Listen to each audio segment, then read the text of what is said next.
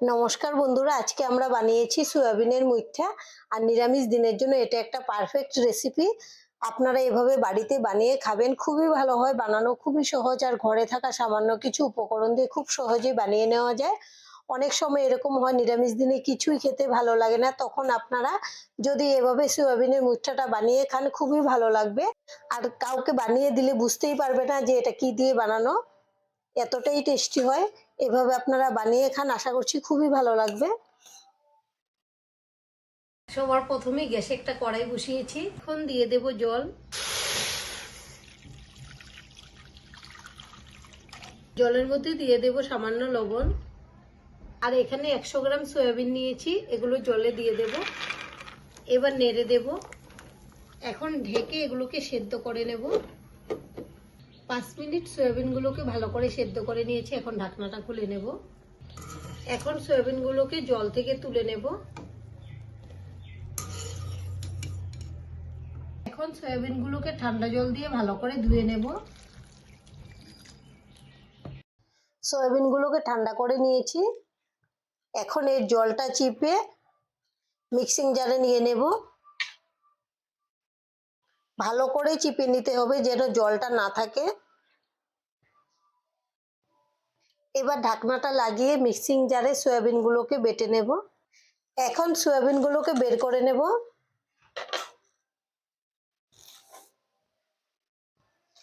এই যে বেটে নেওয়ার পর এরকম হয়েছে।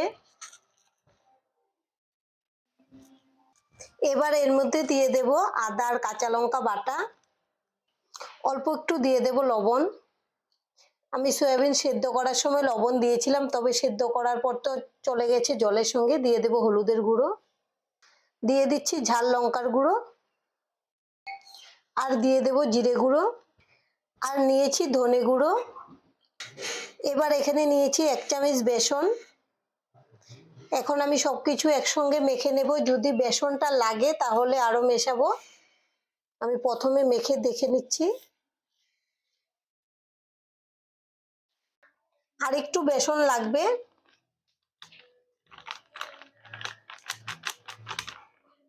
আমি আন্দাজ করে আরেক চামচের মতো নিয়ে নিলাম।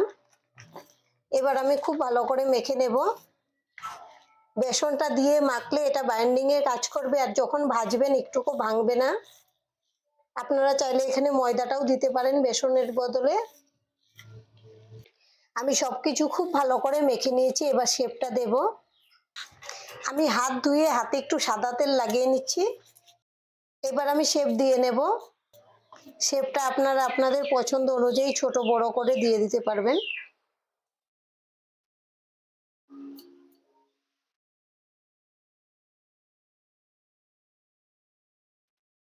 আমি এরকম করে শেপ দিয়েছি, আর এভাবেই বাদবাকিগুলো দিয়ে দেব। আমি সবগুলো শেপ দিয়ে নিয়েছি। আর এদিকে গ্যাসে একটা কড়াই বসিয়েছি, দিয়েছি সাদা তেল। তেলটাকে মিডিয়াম গরম করে নিয়েছি। এবার আমি মুইঠাগুলো দিয়ে দেব তেলের মধ্যে, আর এগুলোকে মিডিয়াম আঁচে ভেজে নিতে হবে। যদি বেশি আঁচে ভাজেন তাহলে উপরটা ভাজা হয়ে যাবে আর ভেতরটা সেদ্ধ হবে না।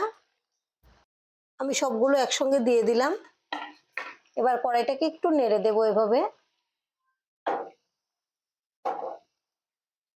এবার আমি এভাবে একটু উপর থেকে তেল দিয়ে দেব, তাহলে উপরটাও ভাজা হয়ে যাবে।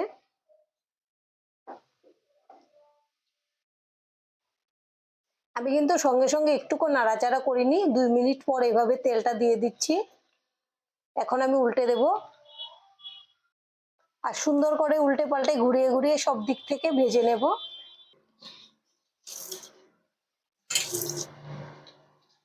আমি সুন্দর করে লাল করে ভেজে নিয়েছি। এবার এগুলোকে তেল থেকে তুলে নেব। আর ইচ্ছে করলে কিন্তু আপনারা এগুলো টমেটো সস দিয়ে খেতে পারবেন, সন্ধ্যাবেলা টিফিন হিসেবেও খুব ভালো লাগবে খেতে।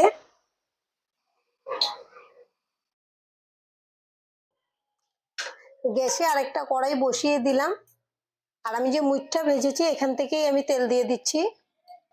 এবার ফোড়নে দিয়ে দিলাম একটা শুকনো লঙ্কা, 2টা তেজপাতা, 1 টুকরো দারচিনি, 2টা এলাচ, কয়েক দানা গোটা জিরে।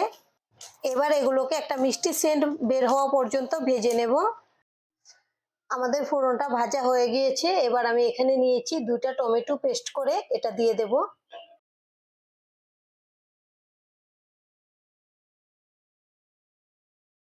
এবার দিয়ে দেব স্বাদ অনুযায়ী লবণ, আর দিয়ে দিচ্ছি আদা আর কাঁচা লঙ্কা বাটা। এবার এগুলোকে ভেজে নেব এর কাঁচা সেন্টটা চলে যাওয়া পর্যন্ত। আমি এটাকে নিরামিষভাবে বানাচ্ছি, আপনারা চাইলে কিন্তু পেঁয়াজ রসুন দিয়ে আমিষভাবেও বানিয়ে খেতে পারেন। আদা আর কাঁচা লঙ্কাটা দিয়ে আমি আরো 1 মিনিটের মতো নেড়েচেড়ে ভালো করে ভেজে নিয়েছি। এবার এখানে নিয়েছি কিছু গুঁড়ো মশলা। এখানে আছে জিরে গুঁড়ো, ঝাল লঙ্কার গুঁড়ো, ধনে গুঁড়ো, কাশ্মীরি লঙ্কার গুঁড়ো আর হলুদ গুঁড়ো।